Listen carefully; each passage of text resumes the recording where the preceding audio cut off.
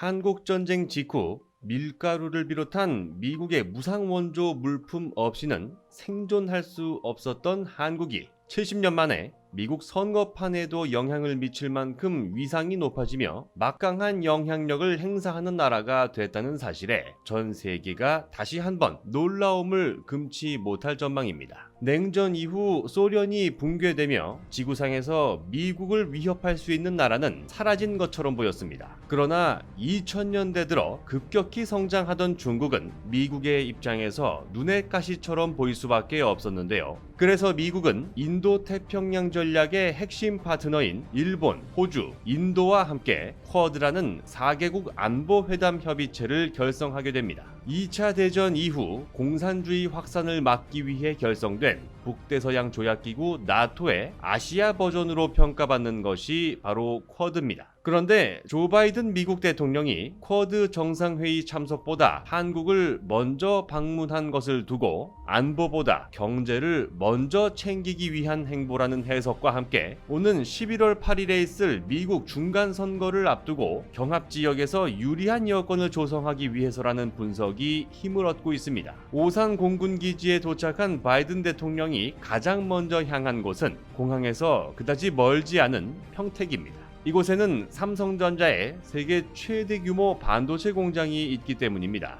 바이든 대통령은 이미 2021년 4월 이른바 반도체 전쟁을 선포하며 직접 웨이퍼를 들고 나와 미국 반도체 산업 재건에 대한 강력한 의지를 보인 바 있는데요. 결국 바이든 대통령은 지난해 11월 텍사스주 테일러시에 삼성전자의 20조 원 반도체 생산 시설 투자를 유치하는 데 성공합니다. 한미 정상회담 다음 날인 22일에는 현대자동차그룹 정의선 회장과도 회담을 가졌는데요. 현대차그룹은 하루 전 미국 조지아주에 55억 달러, 우리 돈 8조 9천억 원을 투자하는 전기차 전용 공장 설립 계획을 공식 발표했습니다. 거기에 더해 추가로 도심 항공교통, 자율주행 기술 등 첨단 산업에 50억 달러를 더 써서 자그마치 13조 원을 투자하기로 결정한 건데요. 조지아주 현지를 들썩이게 만든 이 소식은 외신을 통해 빠르게 전 세계로 퍼져나갔습니다. 그런데 이번에 현대차그룹 투자가 확정된 조지아주는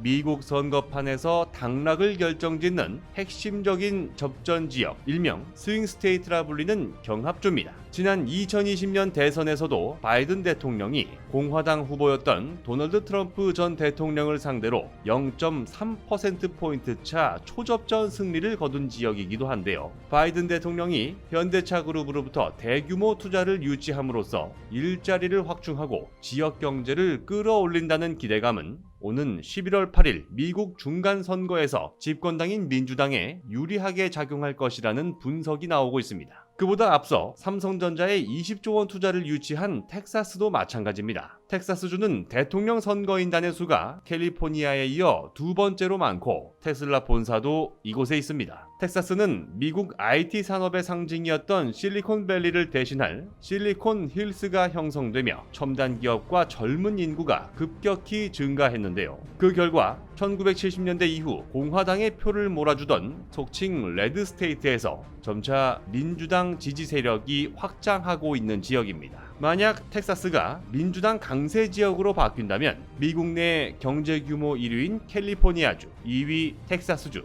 3위 뉴욕주를 모두 민주당이 차지하게 되는 겁니다. 2년 넘는 팬데믹 기간을 거치며 반도체, 전기자동차, 2차 전지 시장이 급격하게 성장했습니다. 그리고 한국은 이 모든 산업에서 주도권을 놓치지 않고 오히려 영향력을 확대하고 있는 상황인데요. 정확히 1년 만에 이뤄진 미국 대통령의 방한은 미국으로부터 일방적인 도움을 받던 과거의 한미 관계가 불과 70년 만에 우리도 미국에게 도움을 주는 관계로 발전했다는 사실을 다시 한번 전 세계에 알리는 계기가 됐습니다.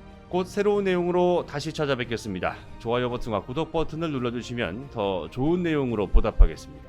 감사합니다.